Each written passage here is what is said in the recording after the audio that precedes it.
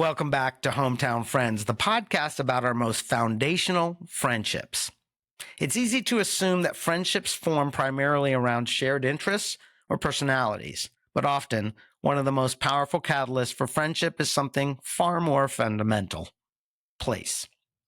The neighborhoods we roamed, the schools we attended, the local parks, libraries, corner stores we frequented shaped our earliest relationships. And those places become embedded in the friendship itself, creating a unique bond between person and place that can last a lifetime.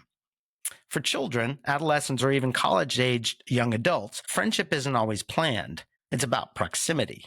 Those who lived on your block, the ones who were in your classrooms that loved dinosaurs or Pokemon, those on your baseball or soccer team, the ones you saw daily in your dorm room hallways. These weren't friendships formed through careful selection. They were friendship of location, and that location matters. When friendship is tied to place, it becomes repeated and layered and ritualized. You see the same faces every day, engaging in predictable patterns, and you form emotional associations that go deeper than the single moment.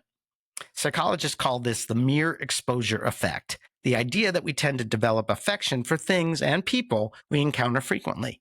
In other words, closeness creates closeness. What makes hometown friendships so powerful is that they aren't just built on shared time. They're built on a shared map of the world. My friends from Berkeley know all about the plum trees that grow around town, riding on the AC Transit buses together, going to Cal games, visiting Tilden Park, and leaving Berkeley High at lunchtime. We shared seasonal rituals like summer, when the town gets a little less crowded because all the Cal students have gone home, or during winter break when they close Telegraph Avenue for holiday shopping. We remember Moe's Books and Rasputin Records and Silver Ball and, of course, Blondie's Pizza. My friends from college, they lived in the same dorm with me. These collective experiences create what sociologists call place identity. This is the way our sense of self is shaped by where we're from or where we live. And when that place identity is co-owned with friends, it becomes even stronger. Your hometown isn't just a location. It's a language. And your childhood friends, they're the ones who speak it fluently. When friendships are rooted in shared geography, they gain something extraordinarily meaningful. Even if you moved away, those friendships have a foundation that is hard to replace. They're not just people you liked. They often knew your family, your habits, your fears, and they witnessed your firsts. That history created an emotional shorthand and a deep mutual understanding. And because these friendships are embedded in place, reconnecting can be as simple as returning home. A walk down a familiar street, a visit to your old school, a spontaneous meetup at a cafe can unlock layers of memory and closeness that newer friendships often take years to build. Our brains don't store memories in isolation. They encode them in context, linking them to sights, sounds, smells, and spatial orientation with emotional meaning. This is why walking past your childhood schoolyard can trigger a cascade of memories, or hiking to that cool spot where you partied together with your high school friends brings back a feeling of youthful anxiety and exhilaration. Friendships that were formed in these environments live not just in the narrative parts of our brain, but in the sensory, emotional, and relational circuits that tie people to memory. Researchers have found that autobiographical memory is most vivid for events that occurred between the ages of 10 and 30, a phenomenon known as the reminiscence bump. And within that window, memories tied to people and places are especially sticky. This explains why hometown friendships feel so emotionally rich and readily recallable, even after decades apart.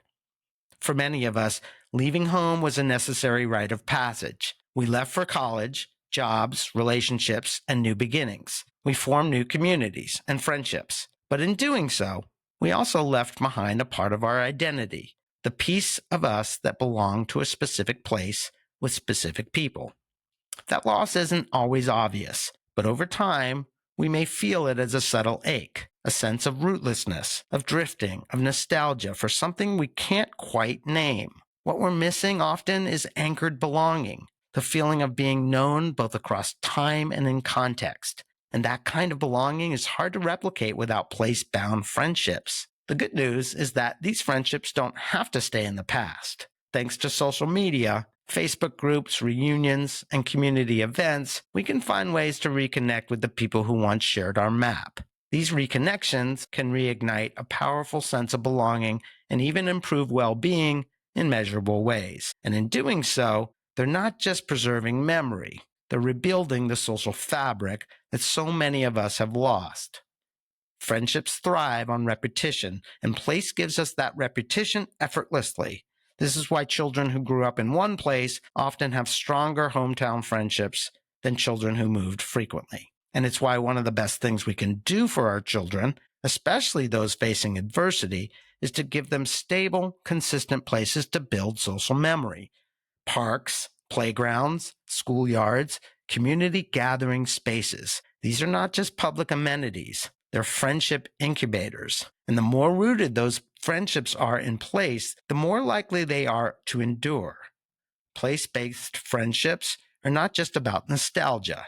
They're about neural imprint, emotional security, and identity creation. When we reconnect with somebody who remembers growing up with us, riding the bus with us, or seeing us in our neighborhoods or our college dorm hallways, it does something profound. It tells us that we were known, seen, and that our story has witnesses. And in a world often feeling unmoored, this simple experience can be a meaningful anchoring to your whole self, the self that influenced the person you are today.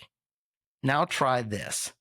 Close your eyes and bring to mind a place where you felt good, safe, and a sense of belonging. Now bring to mind the person or people that inhabited that place or space with you. Fill your heart with gratitude for both, as it's the relationship between the people and the places that makes us feel at home. Please let me know what you think by following us on social media at Hometown Friends Pod and leaving a review or comment. Stay tuned and stay connected.